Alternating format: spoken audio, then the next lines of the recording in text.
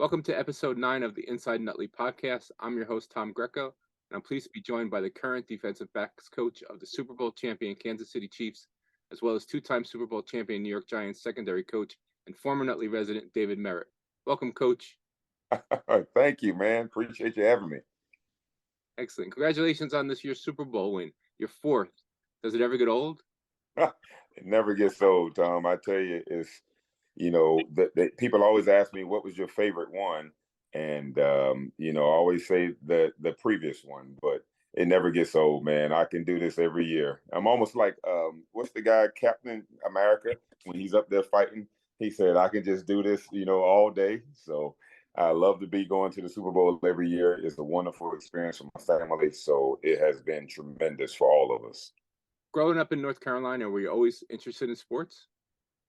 Yes, my older brother Tim played sports, and so he inspired me to start playing sports as a young kid. And then I had neighbors, friends all around that had a ball somewhere in the street ready to play after every school break. And so I've always been around sports, and I have a family full of loved ones that have all played sports, and so from baseball to basketball, football, softball, track. I mean, I've always been around some type of ball, some type of team competitive type event. So it's always been in my blood.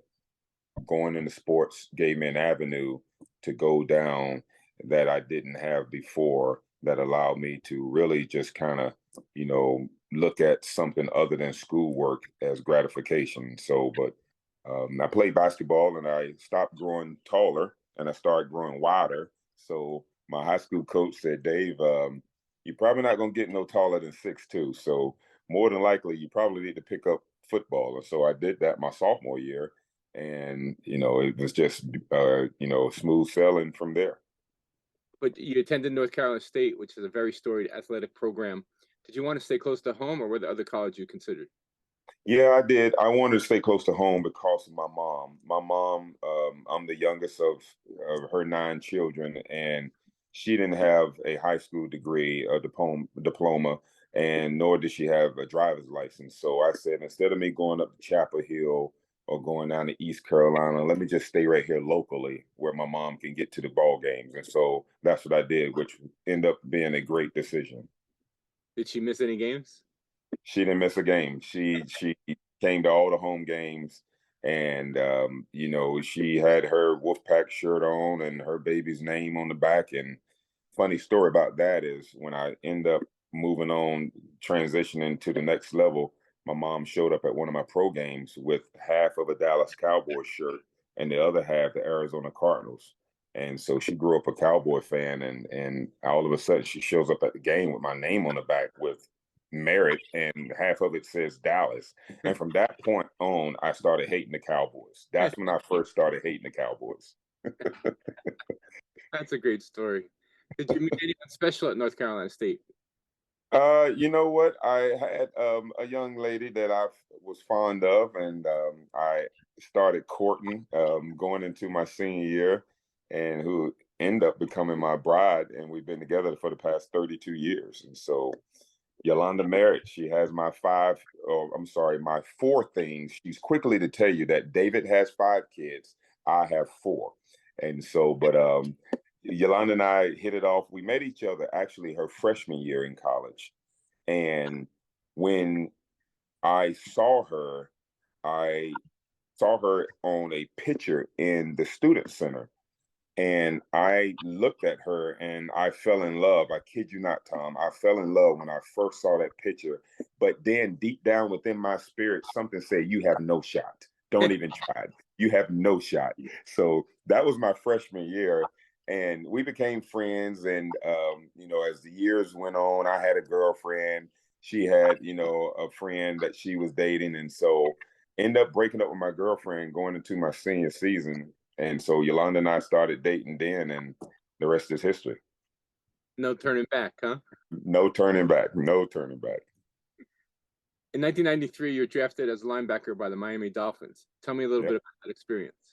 Oh my gosh. I tell you, to be drafted by Don Shula, number one, I mean, that was a dream come true because I grew up not only a Cowboys fan, but I grew up a Miami Dolphins fan. And so being in North Carolina, we didn't have the Carolina Panthers at the time. And so really being there and being able to, see the Miami Dolphins on TV from time to time, and then being drafted by Don Shula, who was one of my idols. I mean, I thought I was walking into heaven. And so going there and being a seventh round draft pick when, people say late round draft pick guys really, rarely make it. I was going to prove to everyone that I was going to make it. The one thing I didn't want to do was I didn't want to go back home to Raleigh, North Carolina and be a failure. And so that was one of the things that motivated me when I went down to Miami, was to make sure that I studied the playbook, make sure that I hustled and ran to the ball, and everything worked out.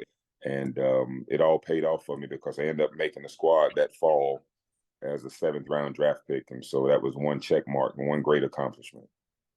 Was pro football what you expected it to be? It was, and more, to be honest with you. Everyone talks about the speed of the game, which the speed of the game is true. Is one of those situations whereas when you're coming out of college, you're thinking that you're playing with all these fast guys. And, I played against the Charlie Wards and some of those guys that was at Florida State. They came into the ACC back in 1993. And so leaving college and going to the NFL, the speed changed and it was drastically faster. I felt myself being a little more nervous. I felt myself, giving that extra burst and strain and running to the ball. And so, because everyone around me was doing it. And so Brian Cox had just come off of being like an all pro, almost, I think, defensive player of the year after his second season there. And so I was coming in as a rookie and having him as a guy, and we're still friends today. I just saw him at the combine, but having him as a guy, as a mentor. And I know that's kind of crazy to say Brian Cox was your mentor, but but I was a hothead, and Brian Cox actually helped me out during my path. But it was everything I expected and more. I didn't know that you would be fined $250 if you were 1 pound overweight. So that right there was something that was new. Of course, being overweight or underweight, and so I saw guys get fined left and right. And I didn't know that you had a guy that you had to actually drug test and you can be randomly selected. So all these things were new for a guy from South Raleigh. And we didn't do anything like that in North Carolina State. But it was great. It was great. Again, playing for a legend like Don Shula was a beautiful thing for me. What was it like going against Dan Marino every practice?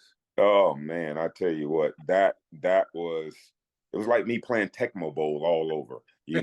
I was a Tecmo Bowl fan, and so going against Dan Marino in practice, I mean, I remember especially when they go, it's offense versus defense during training camp, and Don Shula, um, after a couple of weeks, had put me with the first team, and so therefore I was able to go against Marino. And I remember once, Tom, I kid you not, he threw a pass and I tried to catch it with my left hand. And I went up to catch the ball and it ripped some blood popped up in one of my fingers because the ball was spinning and rotating that fast. And so, but it was great playing against him. And even all the guys, that was the first year doing free agency, Tom. So 1993 was the first year of free agency. So we had Irvin Fryer that came down from New England. We had Mark Ingram that came over. We had Keith Jackson that came down from Philadelphia. Even Keith Byers later, the fullback, came down and played. So I played with Bob Golick, who was there. And so all these guys were migrating down to Miami because it was the first year of free agency. And so I guess everyone wanted to go and be in the sun. And I was happy that they all came down and played with us. They were all taking their talents to Miami way before LeBron. Exactly. Excuse me. Exactly. We didn't have a little stage where you sit around and you try to decide where you're going to let everybody know where you're going. No, guys just signed the contract and went to play. So it was fun. What was your fondest? I got to tell you a quick story about Miami. Troy Vincent. All right. And I hope Troy sees this. Troy Vincent, I had a picture of Yolanda in my locker. That same picture that I'm talking about that I saw her at NC State. It may have been a different one, but still, I had a picture in my locker of Yolanda. And Troy Vincent, who was a year older than me, he was a first round draft pick out of Wisconsin, I believe. And Troy Vincent would walk by my locker every day. Now, remember now, he's only 1 year older. So he had just finished his rookie year. So he was going to do some hazing on me, but he decided that I was a little bigger. So he didn't really want to push it too far. But Troy Vincent used to walk by my locker every day. And he used to look at Yolanda and say, "Ooh, I can't wait until she comes down here. I can't wait to meet her." So Tom, I was I was like, wait a minute, what is this guy talking about? He can't wait to see my bride, my girlfriend at the time. And so, but that was funny. So he's still a good friend, but I thought that was funny. Every day, I'm telling you, man, it almost got to the point where it was getting a little I was a little uneasy there. I was like, wait a minute, this guy must be serious. He really wants to see my girl. So but we still joke about it today though. But I had to tell you guys that one. Now he's the vice president of the NFL or something like that, isn't he? Yeah, he's second to Goodell. I'm gonna have to ask your Yolanda to give me some good tickets for the next Giant season or something. What made you want to get into coaching? Oh, I I have to say there was a man back in my high school by the name of Carl Pridgeon. So Carl Pridgeon was the first African American coach that I had seen coaching on a squad, and I said, well, you know what? He's very inspirational, and he's inspired me to be the best player I can be. I said to myself at one point in time, I said, you know what? I'd love to maybe one day grow up to do what he's doing, to inspire young kids and be able to give people hope. And this man used to come and pick me up, and along with other kids, South Raleigh, which we had the busing system at the time. So back in the 70s, the busing system started with Carl Pridgeon back in the mid 80s used to come and pick me up, and we would actually be 35, almost 35 minutes of ish on a bus getting to school every morning. But he used to drive an activity bus, and he used to come around and he used to pick us all up. And Coach Pridgeon, just seeing all the little things that he would do. He ran the weight room. So when we were in the weight room, he was the guy that you saw in the weight room. He was the guy who was picking us up on the bus. And so I saw him doing all these little small jobs, as well as he was the head JV coach. And so when I played JV my sophomore year, he was my first coach. And so just the way he went about his work was just inspiring to me. And so he was really the main catalyst of the reason why I started coaching, because I wanted to reciprocate and do the things that he did for me for other young men. Your first pro coaching job was with the Jets, but then you joined the Giants 2004. How did that come about? Well, so it's interesting because I was coaching back in college at Tennessee, Chattanooga 1 year, and then I went to Virginia Military Institution for 3 years. And my linebacker coach, when I played for the Cardinals by the name of Ted Cottrell, who also has been a defensive coordinator for multiple teams. Buffalo Bills is one of the main teams he was a coordinator for. But Ted Cottrell had actually had just taken a job with the Jets in 2001. And Yolanda actually found me 3 jobs, Tom. She actually was the one who actually planted seeds in me to call certain people. So I called Ted Cottrell and I congratulated him, and I said to him, Coach, hey, if you have a job, I would love to come and work for you. And he hired me at the Jets, where 3 years later we get fired with the Jets. Jets mean just in the season. That's what they used to chant. JETS, just in the season. And so I end up, leaving the Jets, and Yolanda again. We have a friend by the name of the Preefers, Mike Preefer and Debbie Preefer. Well, we didn't have a job. I'm fired from the Jets. Ted Cottrell's fired from the Jets. And I'm sitting here in limbo. And she and Debbie were on the phone one night. And so Debbie all of a sudden said, has Dave called Mike? Well, Mike and I coached together back at VMI years before. And so Yolanda was like, no, call Mike for what? And Debbie said, well, I think Coach Coughlin has one position that's left on defense. And so you should tell Dave to give him a call. So I end up calling Coach Preefer, Mike Preefer, and Mike gave my name to Tom in 2004, along with Ted Cottrell, along with Jimmy Ray, another friend of mine that I basically consider a dad. He actually picked up the phone and called me back. All right. Meaning that I didn't call him first. Mike gave him my name. Coach Coughlin called me and said, "Hey, I would like to bring you in on an interview." And so that was 2004. And the only position he had, Tom, was quality control. And so I go in and I interview. And during the interview, there was nothing about football. He asked me, number one, if I was married. I said, "Yes, sir."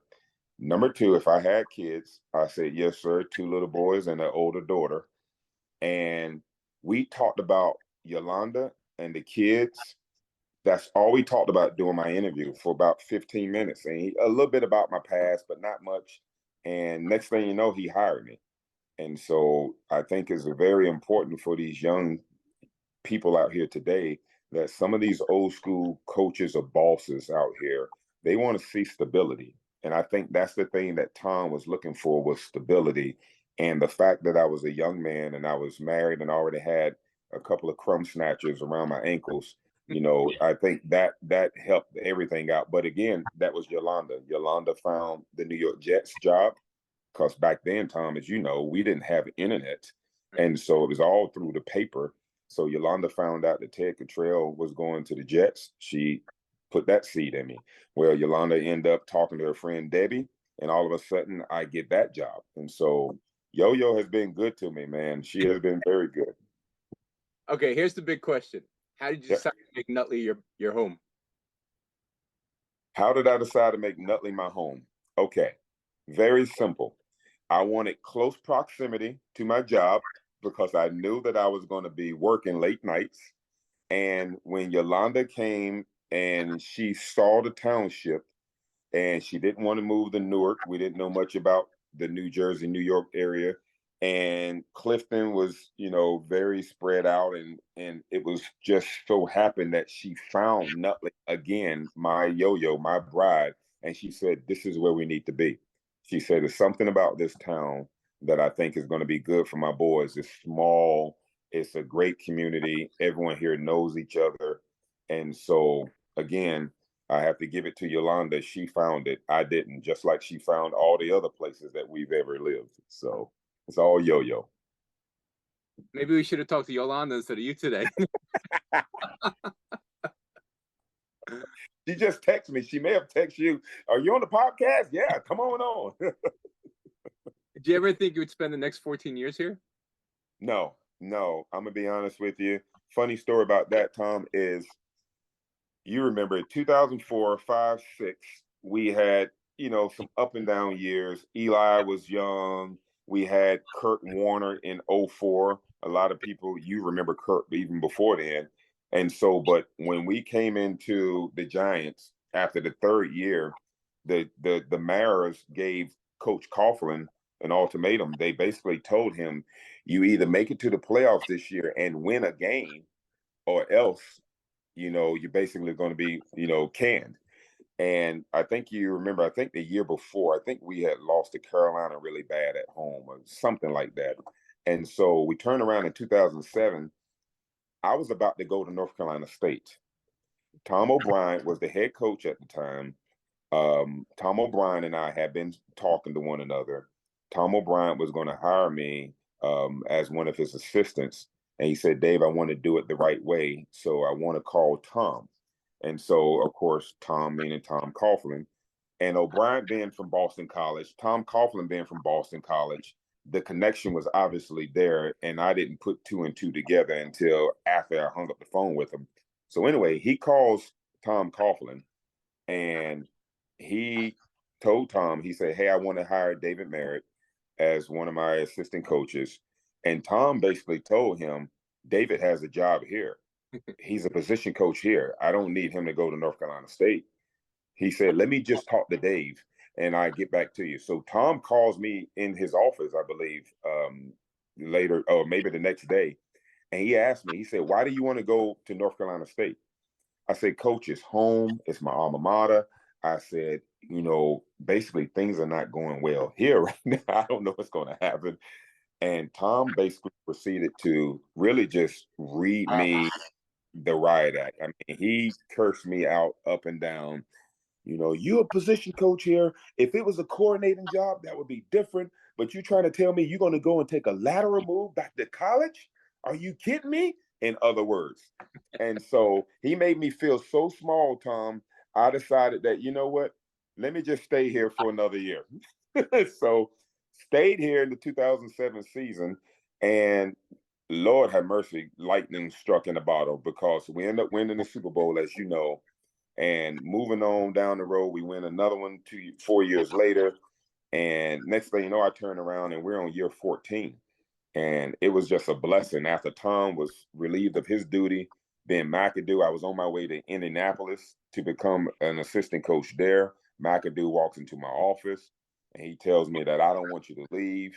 I want you to stay here and be a part of this. So we stayed again with McAdoo. And the ups and downs that happened that first year. We were great in 2016. Went up to Green Bay. That was the boat trip that Odell and the guys took.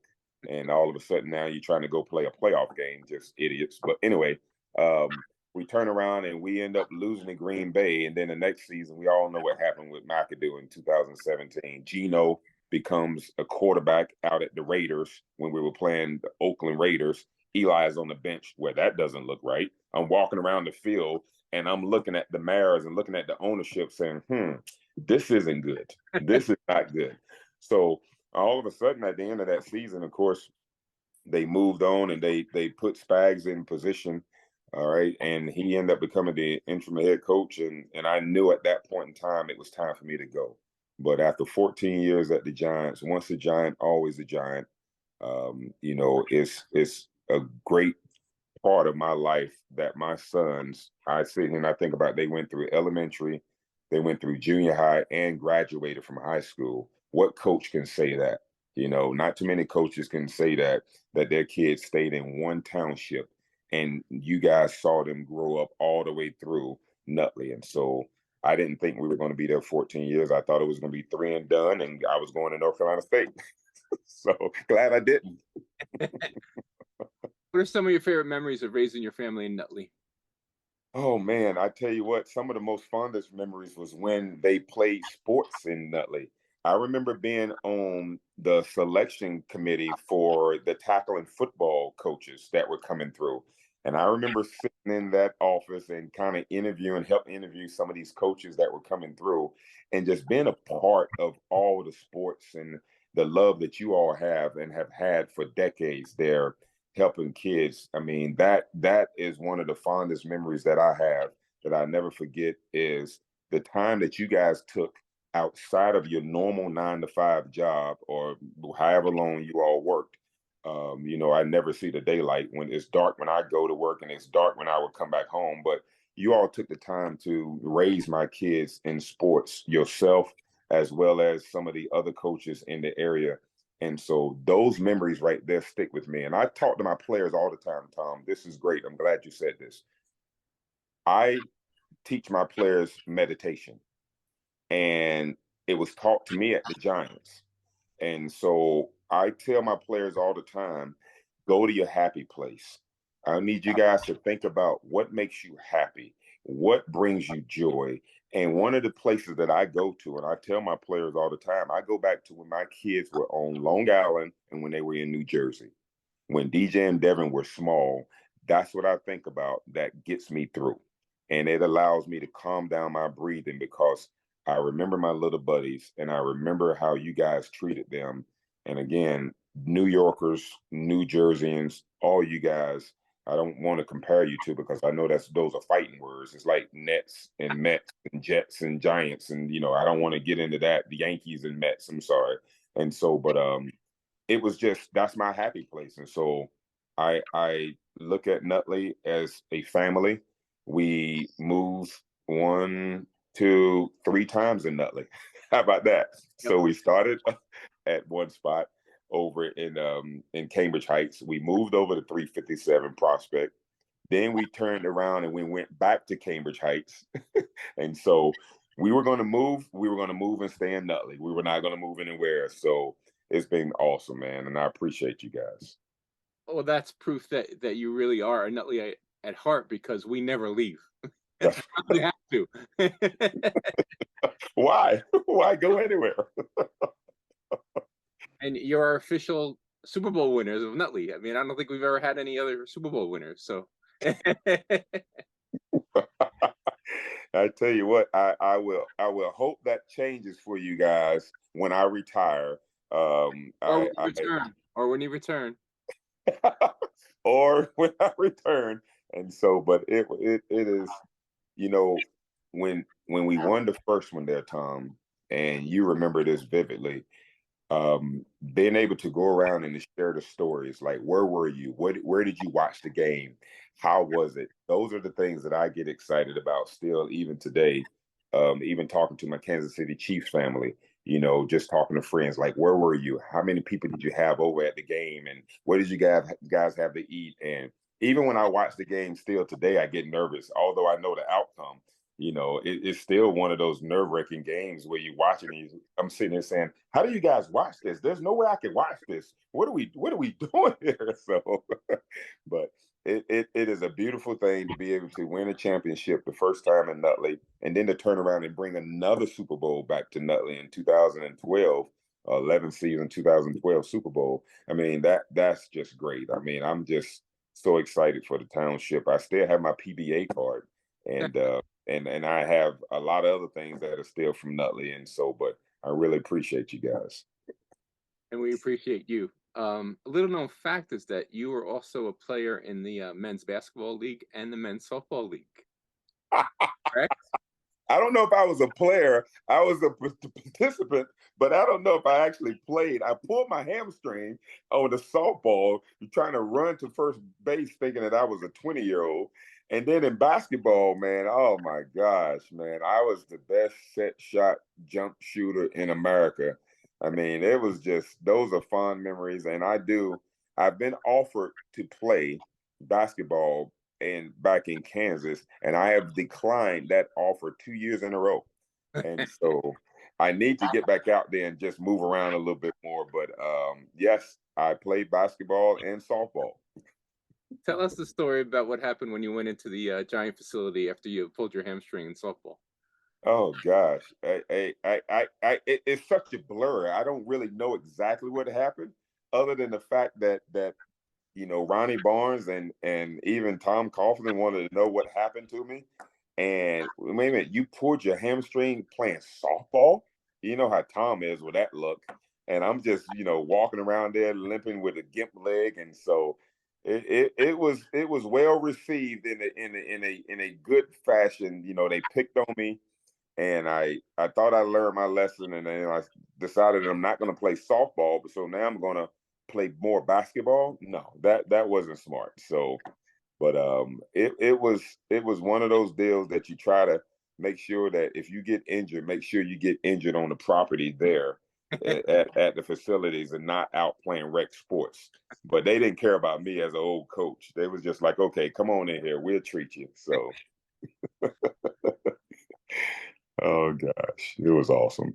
You become a coach at the professional level, you assume you're going to be traveling every few years. Like you said, it's very rare where you stay in one place for that long. Yep. What kind of culture shock to get up and move after being in one place for so long? Yeah, Tom, if I go back and I think about how my coaching career started, and I remember saying to my lovely bride back then in 1996, I said, baby, I want to become a coach. And I said, but it's going to be a roller coaster now. It's going to be some ebb and flows. I said, if you're willing to ride with me, I'm going to pursue this. But anytime you want me to get off this ride, we can get off together and we can go and do some other job. And Yolanda agreed back in 96 that she would follow me as I pursue my coaching career. And even at the time, she didn't have a job. So in 1997, when I went to Tennessee, Chattanooga, I knew I was going to only be there for one season. And then I leave Chattanooga after 6 months and I go to Virginia Military Institution. And then I was there for 3 seasons. Then I go to the Jets for 3 seasons. Then I go to the Giants for 14 seasons. And then all of a sudden, it's like, okay, some of my peers would pick on me, and they would actually, after about 7 or 8 years at the Giants, they would actually say to me at the combine or the Senior Bowl, say, Dave, you're never going to leave New York, are you? And I would tell them, nope, I'm not leaving. Why? Why? And everyone was talking about Tom Coughlin and how tough he was, but I needed Tom. And I tell you why. As I was going and moving around in the coaching ranks, and when I left the Giants and went to Arizona for one season, moved my family, bought a home. All right. We signed the papers for the home in September, Tom. We were fired December the 28th. So September the 14th, we signed papers for this nice, beautiful home. We're fired December the 28th that same season. Yolanda had Christmas. She gave out all kinds of Cardinal gear. Everybody had presents and Cardinals. And I'm sitting here scratching my head like, she has no clue that we're getting ready to be fired. Like, does she not see the record? And so we end up getting fired there. And now we take a job with the Jacksonville Jaguars. So Tom calls me while Yolanda and I are over in Cabo with no job. I'm in Cabo. He said, Dave, yeah, we'll wait on you to just come back to the States before we interview you. And so he was joking, but yet he was dead serious. And so here I am over in Cabo trying to get back to North Carolina State. Tom Coughlin is calling me, offering me a job basically to come down there and interview in Jacksonville. So I go down to Jacksonville, I interview, I get the assistant D-line quality control job. Upon getting that job, leaving there, Doug Marrone, we coached together at the New York Jets for 2 years, 2002, 2003. Doug came in as a college coach in 2002, was our offensive line coach, and the rest is history. He moved fast. And so I get the job with Jacksonville. 10 days later, Andy Reid calls Tom Coughlin and said, Tom, I would like to poach your guy, Dave Merritt, as my secondary coach. Well, Tom agrees. Tom tells him yes. How do I know this? Doug Marrone calls me, and Doug Marrone says to me, Dave, have you talked to Steve Spagnuolo lately? I said, talk to Spags? Maybe a week ago. Wow, what's up? He said, well, Andy Reid just called me and he offered you the secondary job with the Chiefs. I said, really? So my first time finding out that I was being offered a job was through Doug Marrone. And so I said, okay, that's strange. He said, yeah, and Spagnuolo is going to be the defensive coordinator. You haven't talked to him? I said, I haven't, but I would call him now. He said, no, let me just call Andy back and make sure that this is legit. So, of course, it was legit if Andy called him. So we turn around, and after 10 days up under contract, me trying to learn all my D-line techniques because I coached D-line back in college for 3 years. I was trying to brush up on all of that stuff. I looked at Yolanda a couple of days before that call came in from Doug, and I said, Yo, we need to find a place in Jacksonville. Yolanda said, I'm driving over. I said, whoa, wait a minute. What do you mean you're driving over? She said, I need some time off. This has been very stressful. So I'm going to drive. You stay here with the kids. I'm going to drive the car from Arizona, Phoenix, Arizona to Jacksonville, Florida. I said, baby, that's going to be like 3 days. She said, I know, and it's going to be great. So Tom, I'm sitting here saying to myself, okay, my wife is going to drive to Jacksonville. Okay, cool. Well, this call comes in a couple of days later. And I said, Yolanda, I have some good news. What do you think about coaching for the Kansas City Chiefs, Patrick Mahomes? She said, Patrick Mahomes, Kansas City Chiefs, what happened? I said, well, apparently Andy Reid put in a request for me to be his secondary coach. So Doug Marrone called me, blah, blah, blah. She said, okay, no problem. I said, so that trip that you were going to make to Jacksonville, so you can just don't worry about that because the Kansas City Chiefs will take care of everything. They'll fly us up and we can find a place. She said, no. I'm going to drive down to Kansas City. I said, what do you mean driving to Kansas City? She said, I'm taking my same trip that I was going to take this weekend, and I'm just going to go to Kansas City. Kid you not, Tom. She stayed on that same weekly plan. She took a trip to Kansas City instead of going to Jacksonville, found us a place to live. et cetera, et cetera. So moving hasn't been a problem. Yo-Yo has been on board from day one. That's great. What about the kids, though? The kids didn't want to leave. Dawson and Drell did not want to leave. At first, they were grumpy, but they were young at the time. So you're talking 2017, 17. Drell was born in 8. Dawson was born in 2006. So they're a little older. They had been Nutley-ized. They have had their friends in Nutley. She had her dance studio, and Dawson had his boys that he would walk home from school with. So we get out to Arizona, and the kids immediately took a liking to it because of sun. It was sunny. It was just a change in environment that they hadn't been used to. So when you're talking about September, October, when it's still 98, 100 degrees outside, they weren't used to that. And then once, November rolled around and it was still in the 80s, they just loved it. I mean, and then December was the same way. You're still in the 70s and, the 80s. And so they were just loving it all. So they were okay. I think coming to Kansas City was one of those stops that needed to happen also, because Dawson and Drea had an opportunity again to make new friends. And so now any new kid that comes into like a school, like where they are right now in Overland Park, Dawson and Drea, and I've heard them actually say this, they try to become friends with that kid because they knew how they were when they were that same kid coming into the school system. So it's been great. Cool. So you get to the Chiefs, and then boom, they win 2 more Super Bowls. So where Dave Merritt goes, Super Bowl rings follow. Where Yolanda goes, Super Bowl rings follow. Okay, because Yolanda has 4 rings. I have 0. I have 4 kids, and I have 5 kids. I'm sorry, I still have to win another Super Bowl. So I have 4 kids. All 4 of my rings are already gifted and wielded. Yolanda has 4 pendants that she's not giving to anyone. So Yolanda has 4 rings. I have none. So I'm still waiting on my ring. I need to win 2 more before I get my ring. So the next ring is going to be Kiki's ring. And then I can get my ring on the fallen one. And then I can Thanos snap. I need 6. So speaking of Patrick Mahomes, that must be amazing to see every day. Yeah, it is. It is. It is. Number one, he's a better person than he is a football player. And I know that's hard for people to understand. And I'm a guy, I've been coaching 27 years. This will be my 27th year. And I've been around a lot of different guys, from the Vinny Testaverdes, from the Dan Marinos, a lot of different guys. And I'm here to tell you, Tom, Patrick Mahomes off the field is one of the more polite, funnier guys that you will ever be around. And so Pat is in a class by himself, because what he does off the field and how he makes his teammates feel, because he's an open book and he can joke and pick with the best of them.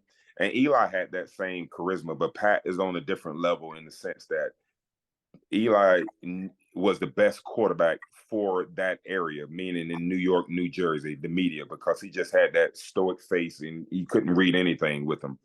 Patrick Mahomes is such a fun guy to be around. We played golf once or twice, and I'm telling this boy can hit a golf ball now. He can hit a golf ball, but he's just a great guy. You see him in practice, and you go against him.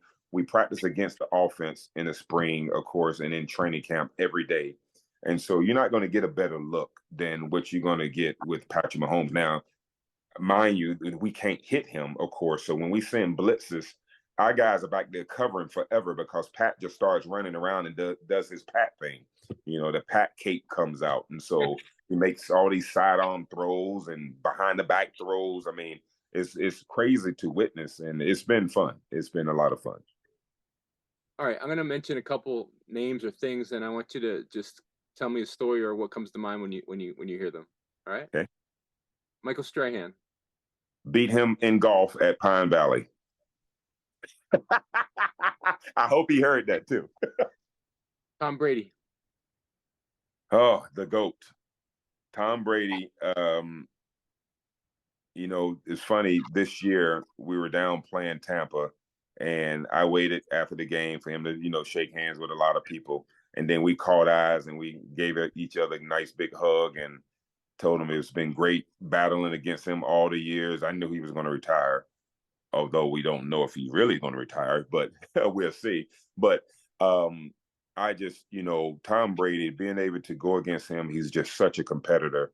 I would love to sit here and say that I was undefeated versus Tom Brady in Super Bowls, but he got me in 2020 when he was the quarterback for the Tampa Bay Buccaneers. I did get him twice in New York, but he kind of came back and got me with some vengeance in 2020. So it took this year Super Bowl for me to get that taste out of my mouth. And so, but Tom Brady is the ultimate competitor.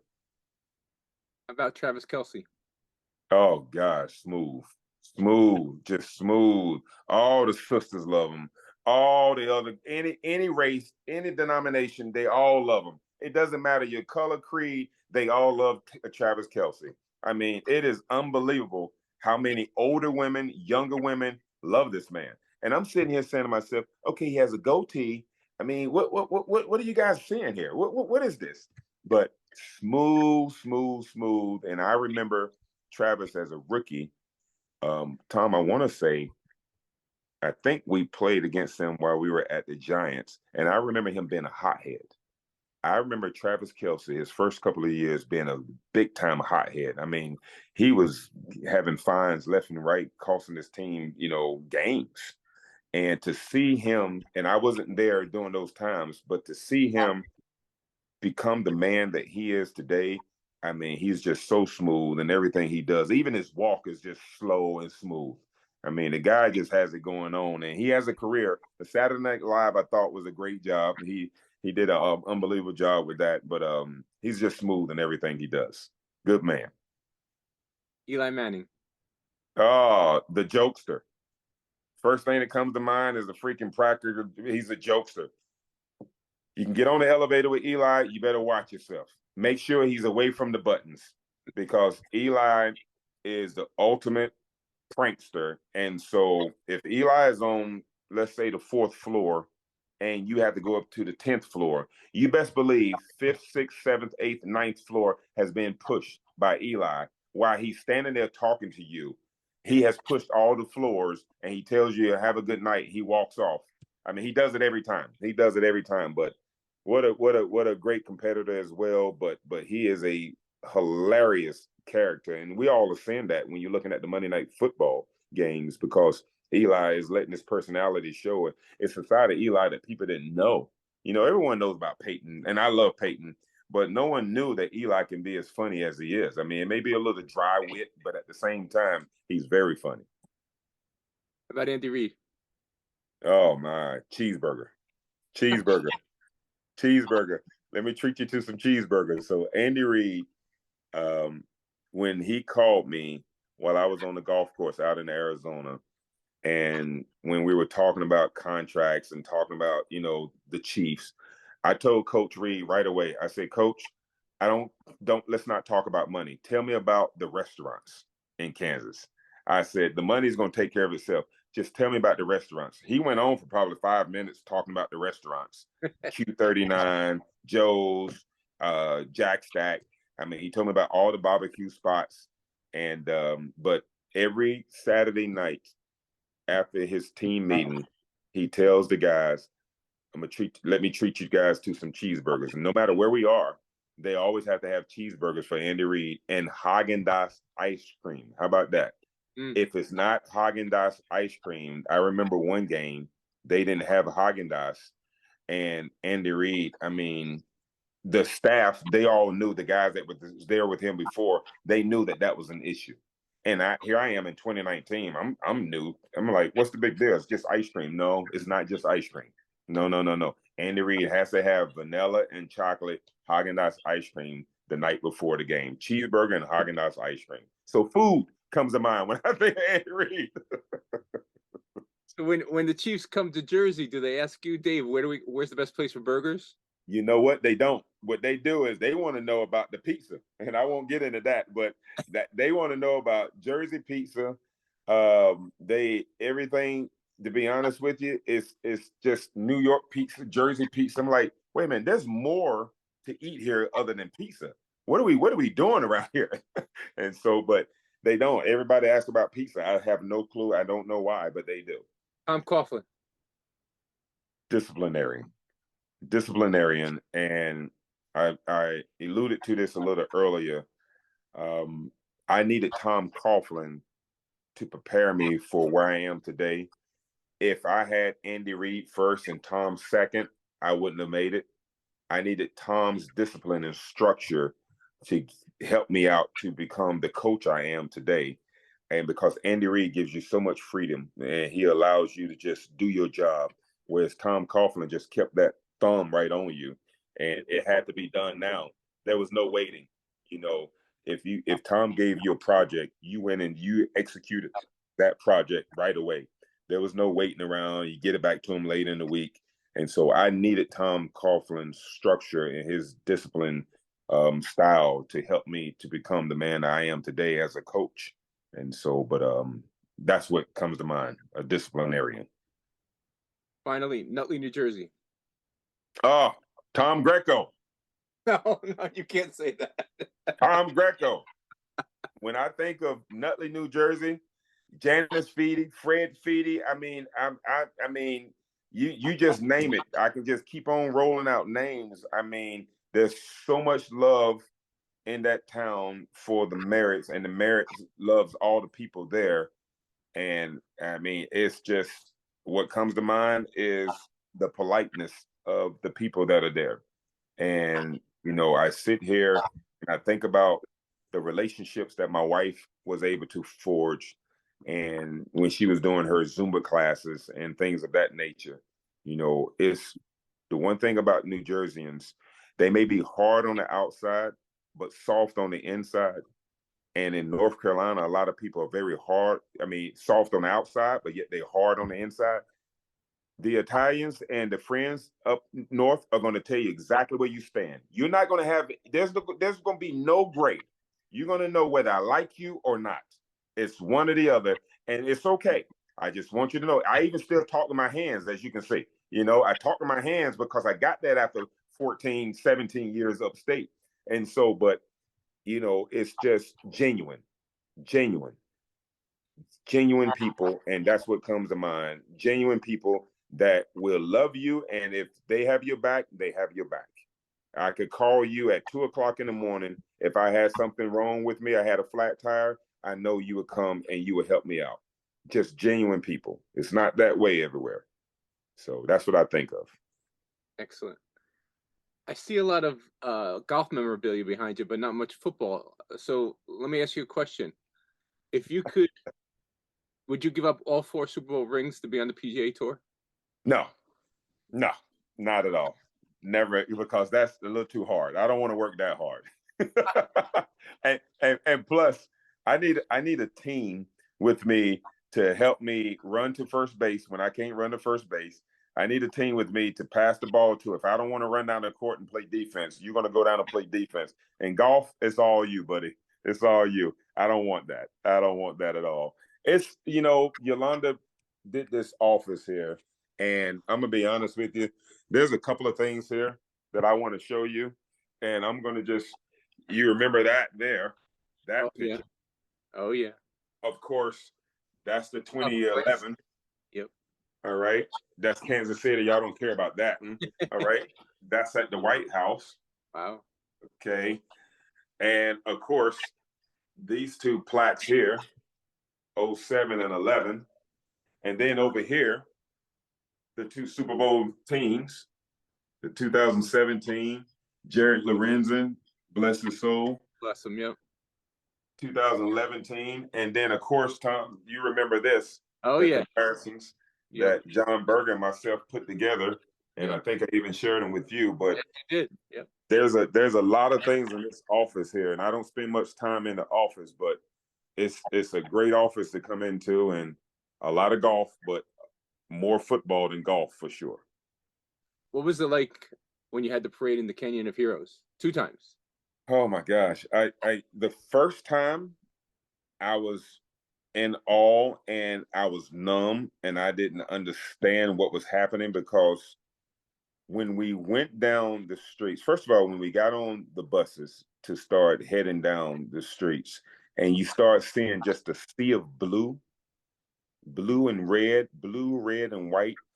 It was just magnificent. And then to go down and to see the side streets, and I'm talking 15, 20 rows deep, you had people there, and it was just unreal. You look up and you see all the confetti coming down and the people out of their office, just cheering, and it was so loud the entire time. And so the first time it was a little nerve-wracking because I just didn't really know what was happening. And then we got the key to the city.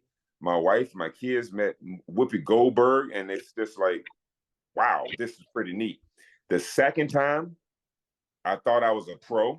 And so I actually, enjoyed myself a little more. I had my boys on the float with me because the first time they put the family on one float and the kids weren't allowed on our float. The second time they allowed us to have our kids with us. And so, but the second time was just awesome. And again, the sea of blue that you can see just from just miles, it felt like miles and miles down the canyon. And so I turn around and I try to tell people when they ask me about the Kansas City parade, which was great. It was unbelievable. Don't get me wrong, but it was nothing like the New York parade, and no one does it like New York. I mean, it's just so many people and so many giant fans that you didn't even know Flavor Flav came out with his clock around his neck. I met Flavor Flav, Public Enemy #1. I mean, but it was awesome, man. It's a feeling that is hard to describe, but I wouldn't give that up for any PGA Tour card ever. I just asked because I don't think I've ever seen you without a golf club in your hand. You're probably right, at baseball games and everything. You're right. I'm sure I can speak for all of Nutley when I say we are looking forward to bringing you back on this podcast and introducing you as head coach David Merritt. Thank Coach. That would be awesome. That would be awesome. And you're going to be my first assistant. Only thing I need you to do, Tom, is just bring me a cheeseburger. You got it. Thanks, Coach. Thank you, my friend.